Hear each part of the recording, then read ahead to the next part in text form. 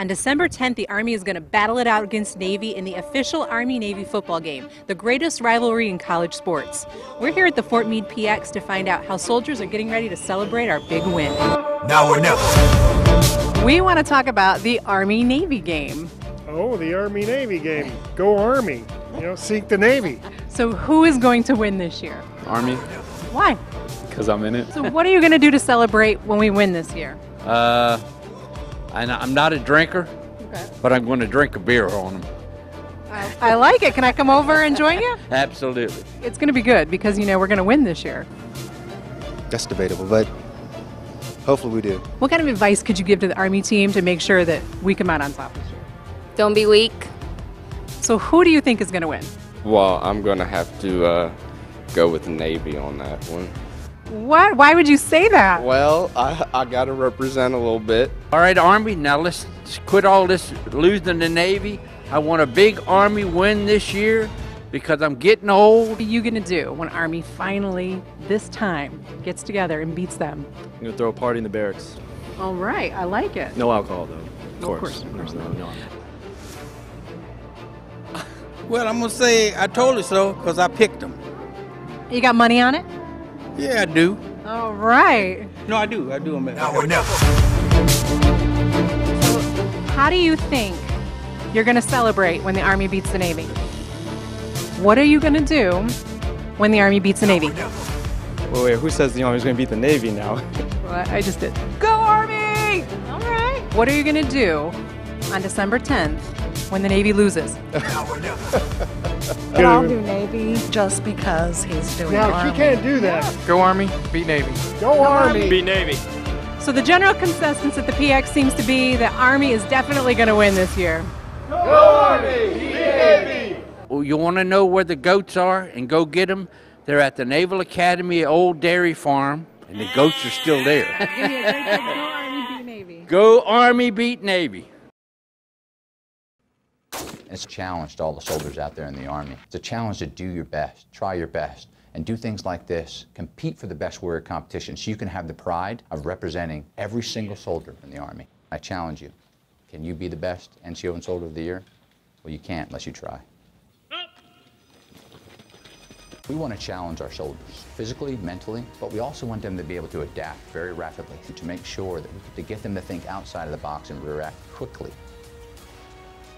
We're trying to demonstrate their ability to be able to do a multitude of tasks here throughout the week. They got to be technically and tactically competent. They got to be poised and confident in what they do. They have to demonstrate resiliency both physically and mentally.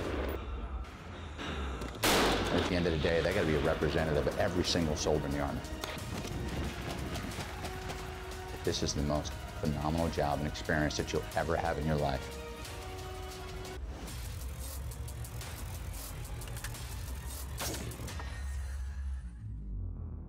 Best Warrior competition is about readiness for the United States Army, and it demonstrates that we have soldiers and non-commissioned officers who are able to accomplish their basic skills better than anybody else.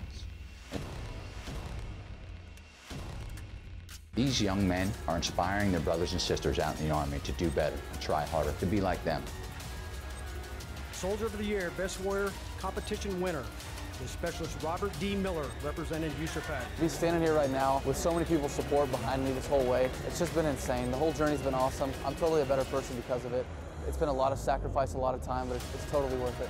NCO of the Year, Best Warrior competition is Sergeant First Class Joshua A. Moeller, United States Army Reserve Commander. The biggest thing I'm going to take back to my unit back home from this competition is the multifaceted training. Not only the preparation that I had to do to prepare for this competition, but the events that I saw during the competition. As part of Exercise Sea Breeze 16, Navy divers from Underwater Construction Team 1 and Explosive Ordnance Disposal Mobile Unit 8 trained with Ukrainian, Romanian, and British divers during the exercise's dive and salvage component.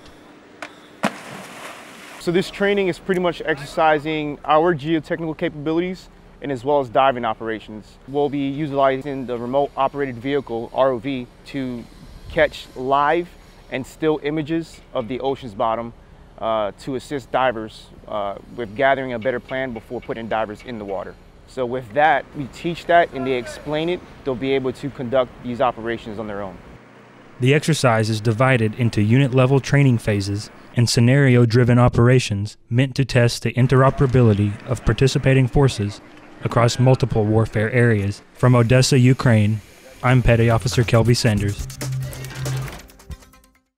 I know it's special for the midshipmen and around the country and the cadets, obviously.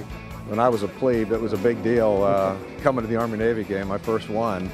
But, you know, around the country, I think the love, care, and concern we have for our military today is where it should be. It's really good.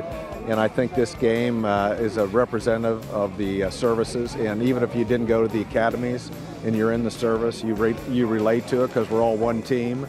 And so I think it's special when you have an Army-Navy game to be able to tie that into the love we have for our military today. And I think it's really healthy compared to what it was after Vietnam.